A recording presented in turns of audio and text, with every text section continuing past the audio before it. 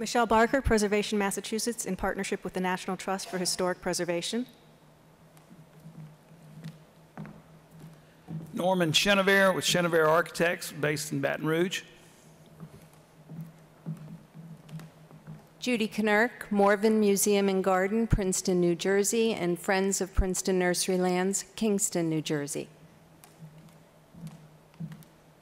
Anita Robeson, President of the South Lake Historical Society in Texas. And I am Rebecca DeBrosco with the South Carolina State Historic Preservation Office in Columbia, South Carolina. And good afternoon. I'm excited to be here today to present my group's thoughts and ideas about the rehabilitation and the reuse of the Huey P. Long Fieldhouse and Pool at LSU.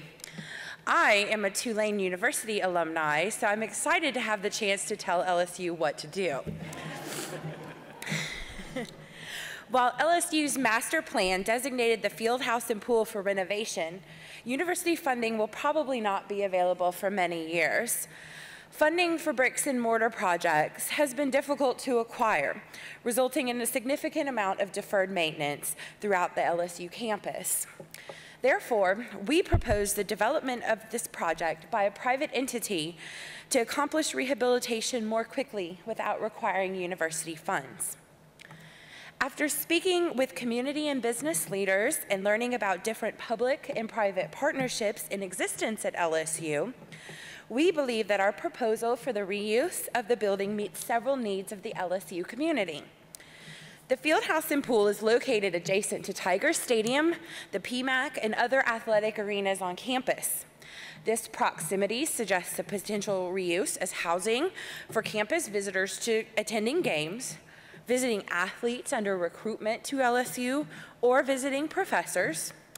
The large pool in the center of the building would serve the LSU students as the only outdoor pool on campus. And of course, LSU would gain the rehabilitation and the reuse of one of its iconic buildings on the original campus. So responding to these needs, we propose the creation of 32 residential units in the portion of the field house surrounding the pool. 16 of these units would be in the historic racquetball courts, and 16 of the units would be in the old women's gymnasium. Depending on market and income viability, the units could be leased as either apartments for long-term residents or rented as extended stay hotel suites on a weekly or a monthly basis. The pool would be renovated for use by Fieldhouse residents and guests and for other members of the LSU community, including faculty, students, visitors, and as a training area for the Department of Kinesiology. The now vacant women's locker room and gymnasium basement could house public restrooms and changing areas for the pool users. And these rooms could also accommodate common rooms for the residents. Within those common rooms, we recommend the creation of an exhibit of historic photographs, artifacts, and oral histories on the Huey P. Long Fieldhouse and Pool. The exhibit space could also serve as a satellite space for interpretation of LSU's athletic heritage. So we believe that the LSU Alumni Association could be the best potential developer and manager for this project, echoing the association's mission to create and nurture mutually beneficial relationships between the university and its alumni and friends. Providing a quality facility for the use of LSU alumni and friends would fit well within this mission. As the self-designated tradition keeper of the university, the association has the resources, expertise, and connections to make this project happen. LSU alumni are dedicated to their university and are a great partner to assist in this project. In addition, the association has a history of successful property management as demonstrated by their management of the Lod Cook Alumni Center and Hotel.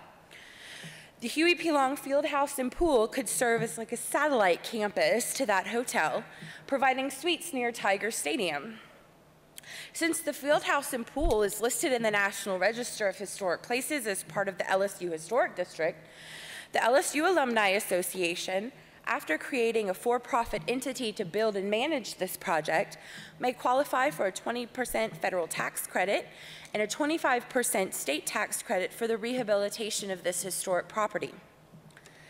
as a private entity, the Alumni Association could fund the rehabilitation of the field house and pool without utilizing state funds. The Alumni Association will manage and maintain the property, and rental or hotel rates would pay for the ongoing maintenance. The association is likely to have the influence to draw in additional partners who might assist with funding through grants or loans. So to assist the association with fundraising ideas, we have suggested a marketing plan featuring a celebrity alum, as well as other alumni and their testimonials about their history with the field house and pool. The full cross-channel marketing plan is included in our written report. Our proposal is estimated to cost about $17 million based on current economic conditions. We anticipate about 1/3 of the project costs to be raised through individual alumni donations, corporate donations, and by selling naming rights of the different rooms and of the pool itself. Another 1/3 of the project could be funded through the federal and state tax credits for the rehabilitation of historic buildings, while the other 1/3 of the financing could potentially be through bond financing or as income from the use of the building.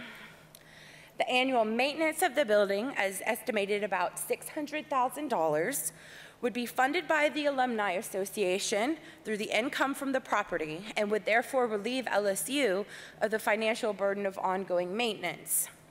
We estimate the annual income from this project with a 5% vacancy factor to be between $800,000 and $1 million based on current apartment and hotel room market rates. Now, I'm going to turn the presentation over to my colleague Norman, who will give you details about the changes that we are suggesting to the field house and the pool for our proposed reuse.